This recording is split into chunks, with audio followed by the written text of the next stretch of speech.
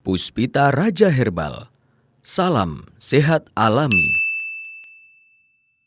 Bahas bagi-bagi resep Hasan Sabila.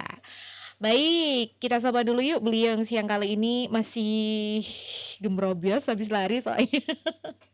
Selamat siang Pak Hasan. Selamat siang Mia. Kabar sehat ya Bapak ya? Alhamdulillah. Berburu dengan waktu begitu Pak biasanya? Ini berburu dan hujan. Tadi Hujan. kan Enggak. di sana hujan Mia. Masa sih? Ya.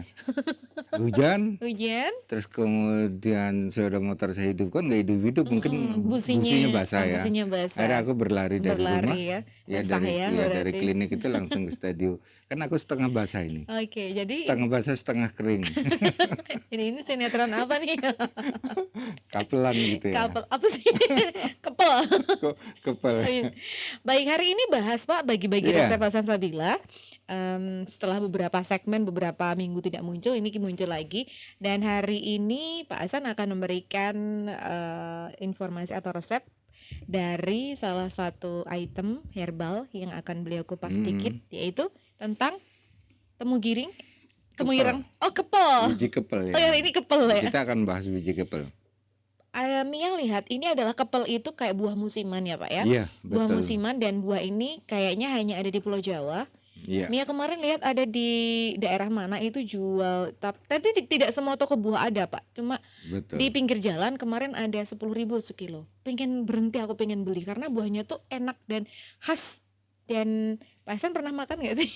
Kepel sering. Sering ya. Iya. Tapi emang jarang ada Iya. gitu ya. Itu Baik. sepertinya tumbuh-tumbuhan di Pulau Jawa ya. Tumbuhan yang ada di Pulau Jawa. Betul. Jadi tumbuhannya juga unik, buahnya nempel di di batangnya, unik dan enak pokoknya. Baik, keluarga sehat, yuk kita akan simak bahasan hari ini dari Bang AS, yaitu tentang buah kepel. Silakan Pak Hasan. Terima kasih juga kepada Mia dan saudara-saudara saya yang sedang mendengarkan radio. Ucapan selamat sehat alami dari saya, dari Hasan Sabila, kepada semua saudara saya yang ada di luar negeri, yang ada di luar Pulau Jawa, di Pulau Jawa tidak terhingga lagi, khususnya daerah istimewa Yogyakarta. Bagi mereka yang dengarkan dari Bantul, Sleman, Gunung Kidul, Kulon Progo, kota tidak ketinggalan. Ternyata kota juga sekarang sudah mulai nyimak. Di sekitar radio saja, Umbul Harjo dan sekitarnya, ini sudah banyak yang mendengarkan Hasan Sabila. Boleh dikata, sekarang radio baru laris-larisnya orang yang jual radio. Kenapa? Karena mereka ingin mendapatkan ilmu dari Hasan Sabila. Saudaraku fan Hasan Sabila, pada siang hari ini kita akan berbicara buah kepel. Tentunya yang akan kita bahas adalah bijinya. Karena kalau kita bahas dagingnya nanti pada ngiler. Enak banget kayaknya kepel ini ya. Jadi rasanya gurih, manis. Lagi pula cara makannya khas gitu ya. Cukup dibelah terus langsung digigit gitu. Jadi tanpa dikupas. Ini buah-buah kepel. Buah kepel adalah tumbuh-tumbuhan yang ada di Pulau Jawa. Maka ini jarang kita dapati di luar Jawa, seperti Papua, Sulawesi, Kalimantan. Ini kita belum pernah mendapatkan buah kepel. Asal-usul nama buah kepel saya tidak tahu. Karena memang sak kepel-kepel kata orangnya. Jadi memang bentuknya seperti itu, bulat, sak kepel-kepel, dan bentuknya bisa, kalau sudah berbuah, dia bisa menutup batang buah. Jadi tumbuhnya dia di batang, tidak di pucuk daun, tapi selalu mengelilingi batang pohon. Warnanya coklat, bijinya keras. Selama ini kita tidak pernah memperhatikan ternyata biji kepel adalah manfaat untuk bagi mereka yang akan saya sebutkan, bagaimana menyembuhkan berbagai macam dari diabetes, mata katarak, mata glaukoma dengan biji kepel. Saudaraku Fen Hasan Sabila, saya selalu mengingatkan kepada saudara-saudara saya, hati-hati dengan banyak orang yang memberikan resep-resep di mana resep itu dia hanya satu-satunya yang dia punya. Contoh, orang itu baru sekali dia tahu tentang resep asam urat. Satu-satunya dia punya resep hanya asam urat itu. Kemudian disebarkan kepada tetangga, kepada saudara-saudaranya, kepada kerabatnya. Tentunya orang yang hanya memiliki satu saja ini bisa dipastikan ini bukan seorang herbalis. Dengan pamernya dia menyuguhkan resep itu kepada orang lain sementara dia sendiri tidak menggunakannya. Jangan-jangan resep yang disajikan itu adalah resep di dalamnya ada kandungan racun. Jika orang lain yang bermasalah, dia tinggal lari. Maka hati-hatilah saudaraku, maka kenapa saya sering mengingatkan seperti ini? Setiap pasien yang ketemu saya pasti dia berkata, "Pak, apa betul daun A katanya si B bisa untuk mengobati asam urat?" Saya sudah selalu mengingatkan, jika itu dari mulutnya si ahli herbal, monggo-monggo saja, berarti dia punya dasar alasan. Dia tahu tentang kandungannya. Tapi kalau dia itu hanya sekedar baca di Mbah Google, tidak perlu kita kasih tahu. Tidak perlu kita ikuti. Anggap aja itu angin lewat. Karena itulah yang sering ngacau kehidupan manusia. Kita sudah akrab. Kita sudah erat. Hubungan kita semakin dekat dan semakin familiar, semakin kekeluargaan. Begitu mendapat informasi dari orang lain dipraktekkan, orang lain begitu dia mempraktekkan tersebut ternyata mengandung racun. Orang yang mempraktekkan resep tadi kemudian dia masuk rumah sakit. Orang yang mendengar akan bertanya, kenapa dia masuk rumah sakit? Iya, dia menggunakan resep Hasan Sabila. Padahal itu bukan resep dari saya. Asal berbunyi herbal, pasti Hasan Sabila. Padahal itu bukan dari saya. Maka ingatlah kepada saudaraku, memberikan resep jika ini sudah teruji berulang-ulang. Ulangnya itu bukan hanya 1, 2, 3. Ulangnya kalau sudah teruji 100 orang. Ini baru bisa dijadikan sampel. Contoh ya, karena yang teruji baru 1 kemudian diberikan kepada orang lain, jangan. Orang yang 1 tadi kekebalan tubuhnya bagus, ternyata diberikan kepada orang lain masuk rumah sakit. Kenapa? Ternyata kandungannya berbeda. Yang diberikan dia ternyata berbahaya. Memberikan resep herbal kita harus melihat dengan kondisi si pasien. Itulah perlunya pasien berkonsultasi langsung ketemu Hasan Sabila. Maka kita akan tahu apakah resep tidak akan berubah. Seseorang terkena asam urat. Yang 1 asam urat plus kolesterol. Datang yang kedua asam urat plus HB-nya rendah. Datang yang ketiga asam urat plus saraf kejepit. Apakah sama resepnya? Pasti akan berubah karena setiap pasien mempunyai penyakit yang berbeda walaupun judulnya sama asam urat. Maka jangan diberikanlah resep yang ia anggap itu bagus untuk asam urat. Ternyata dia punya saraf kejepit. Pentingnya konsultasi herbal kepada ahlinya untuk menentukan apa senyawa yang harus dimasukkan ke dalam tubuhnya, ke dalam metabolismenya, agar si penderita atau orang yang sakit tadi tidak terkontaminasi dengan penyakit lainnya. Maka saudaraku Fen Hasan Sabila, ingatlah, ketika kita memberikan, lebih baik kita berkonsultasi dulu. Pak, tetangga saya, dia menderita asam urat. Tapi saya sudah memberikan daun ini benar enggak Pak ya? Kalau dikatakan, jangan, itu akan berbahaya untuk jantung. Jangan, itu akan berbahaya, bisa membuat pengentalan darah. Jangan, itu akan merusak saraf mata. Maka kita hentikan. Setiap kandungan herbal pasti akan berbeda-beda. Prosesnya pun menjadi berbeda. Yang berbahaya ini adalah orang mengaku sok sebagai formulator, sebagai herbalis. Gayanya seperti Hasan Sabila. Begitu dia memaparkan, ternyata paparannya kecer-kecer, orang Jawa bilang. Tertinggal jauh. Kalau es itu kita bawa naik sepeda motor, Pak. Pertama bentuk esnya tebal, utuh. Begitu sampai Kaliurang habis. Nyecer di jalan. Artinya teori ini adalah teori yang salah. Maka teori yang salah kenapa harus kita ikutin? Pasti akan merugikan kita. Seperti tadi, si pedagang es membawa, sudah mengeluarkan uang sampai Kaliurang, esnya habis.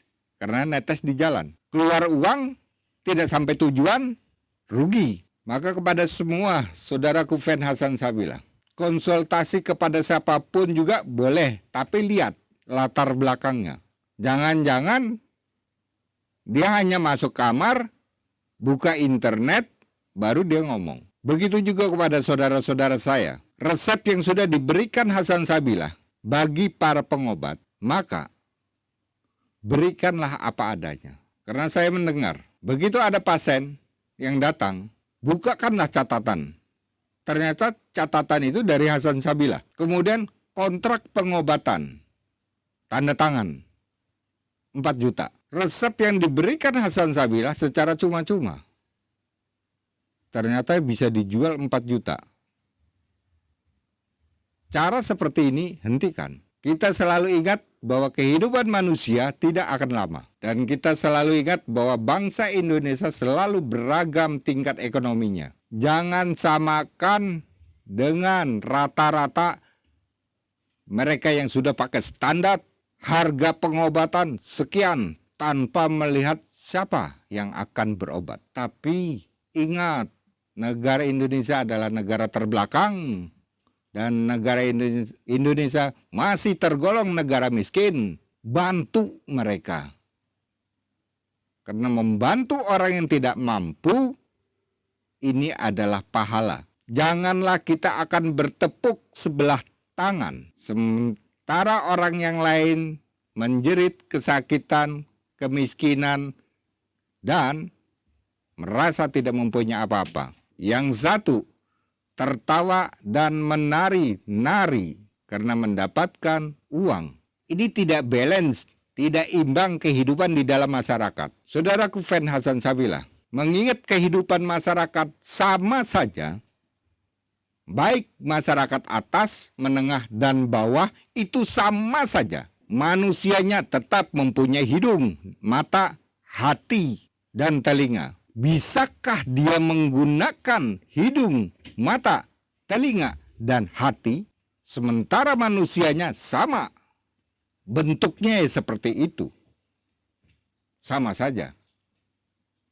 Tidak ada perbedaan. Tinggal mampukah kita mengolah organ tersebut? Jika mampu, berarti orang ini selamat dunia akhirat. Dia mampu melihat, tapi mata, telinga tidak pernah digunakan.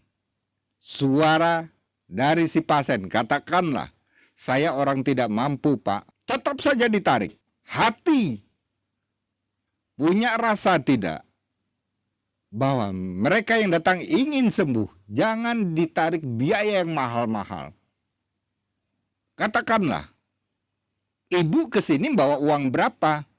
Hanya 10.000, Pak. 10.000, alhamdulillah, Bu. Ucapkan itu. 10.000 itu bisa berlipat ganda menjadi miliaran rupiah karena itu rezekinya halal. Jangan lupa. Maka saudaraku fan Hasan Sabila,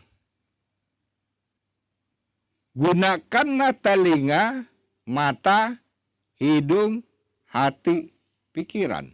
Semua organ yang saya sebutkan ini adalah organ gratis cuma-cuma yang dititipkan oleh Allah kepada hambanya. Tidak dipungut biaya, tidak dipungut pajak. Seorang profesor dengan akalnya, mata dan telinganya, jadilah dia seorang profesor. Seorang pengusaha, seorang dokter, dan seorang pengobat. Kepandaiannya, mata dan telinga, merekam dengan otaknya, maka dia mampu menjadi orang profesional. Janganlah profesional itu digunakan untuk sewenang-wenang.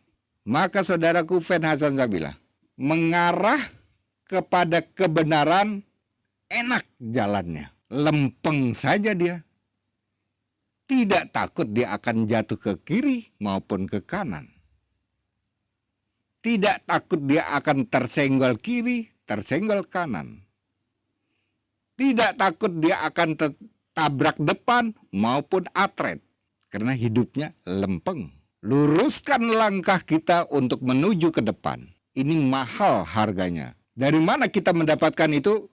Mata, telinga, otak, hati.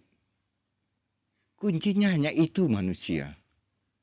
Ingin selamat kita dunia akhirat, gunakanlah dari kelima organ tadi. Ada hati, mata, telinga, otak, kemudian hidung, penciuman. Di saat kita menghirup udara yang tidak sehat, ketika orang itu lewat, jangan katakan. Nanti orangnya tersinggung. Ucapkanlah dengan lisan yang baik. Alhamdulillah, saya mendapatkan aroma yang luar biasa. Ini adalah ujian hidung kepada hambanya. Maka semua itu selalu kita akan menikmati syukur. Saudaraku Fen Hasan Sabilah, berbicara tentang biji kepel mempunyai kandungan yang luar biasa. Kandungan yang berupa vitamin, ada vitamin A, vitamin C, dan vitamin E. Kandungan yang berupa senyawa kimia, vitamin C itu untuk kekebalan tubuh. Vitamin itu untuk kekebalan tubuh, Bu. Ya, jadi kalau saya nyebut vitamin berarti itu untuk kekebalan tubuh. Tapi kalau saya menyebut senyawa kimia, itu berarti obat. Bisa untuk obat. Berarti biji kepel ini bisa untuk obat. Maka senyawa kimianya di situ terkenal dengan flavonoid, polifenol. Kemudian dia juga punya kalori, Bu. Jadi dia bisa mengatur lemak, gula, karbohidrat. Kemudian alkaloid, tanin. Melihat dari kandungan-kandungan ini, maka dia bisa mempunyai khasiat-khasiat. Ibu simak baik-baik. Biji kepel mempunyai khasiat terjadinya radang ginjal, berarti ini untuk terjadi radang ginjal. Jadi Bapak Ibu kalau pipis panas, ingat biji kepel. Tapi sayangnya ini musiman ya Bapak ya. Nanti saya padukan dengan yang lainnya. Pak Hasan, saya datang ke sini, ini kok pipis saya kok anyang-anyangan, kok saya sering panas ya Pak ya. Apakah saya diabetes? Ternyata hanya radang pada ginjal. Ingat biji kepel, bahwa biji kepel lah yang dapat menyelesaikan masalah ini. Ya. Kemudian dia punya penderita asam urat, bisa menyelesaikan penderita asam urat atau pengapuran atau tanin terlalu tinggi. Jadi kalau kita ingin membuat untuk asam urat, tentunya kita butuh bantuan-bantuan lainnya, Pak. Kalau radang ginjal tadi, ini radang Pak ya, bukan batu ginjal. Jadi mohon dipisahkan ya. Radang ginjal. Jadi kalau saya memberikan resep ini bukan untuk batu ginjal. Ingat ya Pak ya. Nanti yang punya batu ginjal Bapak catat, Bapak praktekkan. Kok Pak Hasan kemarin ngasih kok nggak ada kasetnya Pak ya.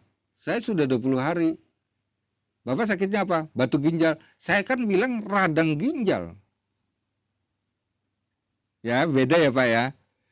Jadi radang ginjal artinya pada bagian ginjal ini luka. Maka resepnya adalah 1 buah biji kepel, kemudian ditambah dengan 6 lembar tapak liman, 6 lembar lagi tempuyung. Untuk memperkuat radangnya kunyit, 4 siung. Itu untuk radang ginjal. Kemudian untuk asam urat. Mudah-mudahan cepat ya Bu ya, Ibu bisa mencatat ini tadi ya. Mudah-mudahan tidak. Airnya 4 gelas jadi 2. Jadi nanti kalau saya lupa ngasih airnya Bu, air itu kisaran 5 jadi 2 atau 4 jadi 2. Jadi Ibu ukur nanti 4 sudah cukup berarti tinggal 2. Kok 4 masih bahannya belum tenggelam ya, berarti Ibu tambah lagi 1. 5 gelas jadi 2. Kisarannya itu ya. Kemudian untuk asam urat, biji kepel, daun kepel, biji kepelnya 1, daun kepelnya 4. Biji dan daun kalau ini Pak ya. Daun beluntas, daun beluntasnya 10, tempuyung 4. 5 jadi 2. Terus kemudian untuk mengatasi bau mulut dengan alkaloid dan tanin yang kandungannya tadi, biji kepel ternyata bisa mengatasi bau mulut. Biji kepel 1 ya tentunya dipotong-potong ya Pak ya, biji kepel ya. Biji kepel 1 ditambah dengan daun mint. Daun mint ini biasanya digunakan untuk sayur ya. Daun mint. Daun mint cukup 3 helai daun mint dimasukkan. Airnya itu nanti 2 gelas, sisakan 1 gelas, kemudian Bapak minum. Ya, minum tidak harus langsung habis. Sedikit. Tinggal pergi. Nanti minum lagi sedikit. Tinggal pergi. Begitu. Sudah wangikah mulut suami? Maka istri perlu mencium suaminya. Dinda, wangikah mulutku? Maka istri akan mengatakan, wow, luar biasa. Ternyata perubahan biji kepel dan daun mint bisa merubah semua suamiku. Pujilah suami. Dengan ini kemesraan menjadi tambah. Dari mana tambahnya? Dari resep Hasan Sabila. Daun kepel bisa digunakan sebagai antioksidan. Kita misalnya ingin tampil selalu kenceng dan muda. Ya. Kemudian Bapak ambil 1 biji kepel. Sudah? Tambah biji mandingan. Ini protein bagus-bagus semua ini Pak. Nah, biji mandingannya 30. Kemudian Bapak tambah dengan yang daun yang oksigennya tinggi ada di daun jambu mete. Ambil 5 daun jambu mete yang tua, kemudian dimasukkan ke dalam air, kemudian direbus. Jadikanlah itu santapan kita setiap hari. Gantinya teh atau kopi. Maka Bapak dan Ibu akan berpenampilan beda. Di usia-usia senja, Bapak dan Ibu masih terlihat muda. Biji kepel bisa meningkatkan daya tahan tubuh. Kebal, kekebalan daya tahan tubuh Pak ya. Kekebalan tubuh tidak bisa ditembus. Manusia menjadi baja, ditembak tidak akan tembus. Yang nembak virus Pak, bukan peluru. Ya. Maka ini bisa menjadi kekebalan tubuh. Bagaimana caranya? Caranya adalah biji kepel 1, rambut jagung 1 genggam, bawang putih 2, rebus, minum 3 hari sekali. Cukup, Pak. Dah, kekebalan tubuh. Orang itu anti sakit. Kemudian biji kepal juga bisa sebagai obat jantung, terkenal dengan flavonoidnya. Maka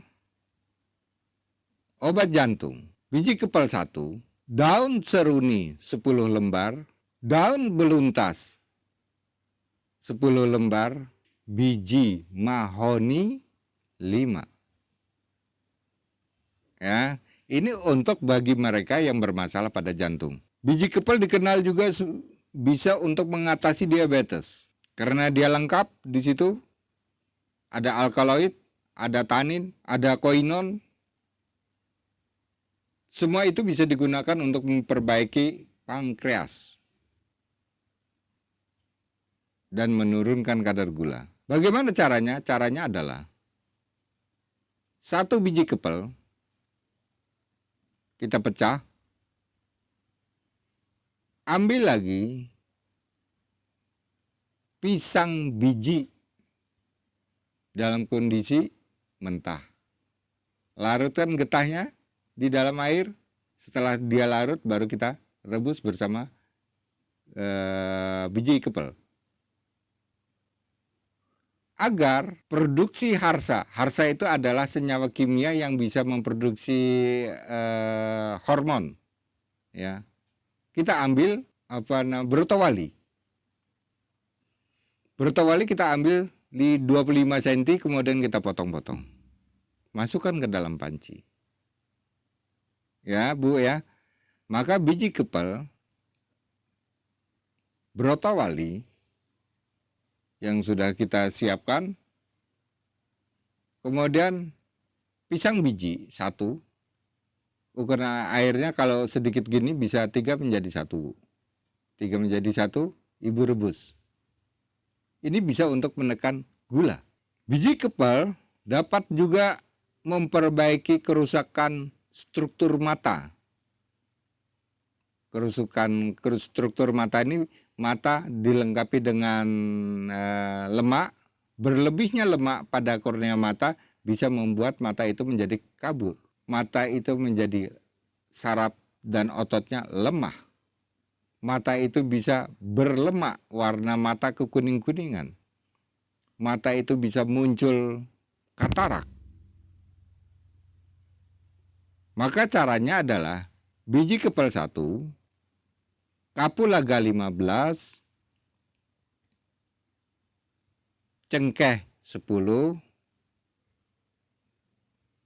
keluak 1. Selesailah saya membahas tentang biji kepal. Ada beberapa resep yang sudah saya kasihkan. Biasanya saya ngasihkan hanya 3 ya.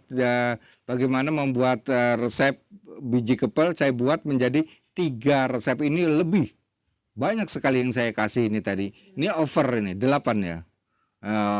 Hari-hari ini Asa Sabila baikan banget ini. Over ini. Jadi 8 resep yang sudah saya berikan. Jadi memang ini diberikan secara cuma-cuma ya. Ya. Ini lagi seneng aja hatinya. Ya. Lagi kapelan. Lagi kapel. Buah kapel. Buah kepel. Iya, lagi putih-putih gitu ya. Terima kasih juga Mia. Terima kasih juga Fen Hasan Sabila. Puspita Raja Herbal. Kami tidak kemana-mana, tapi ada di mana-mana.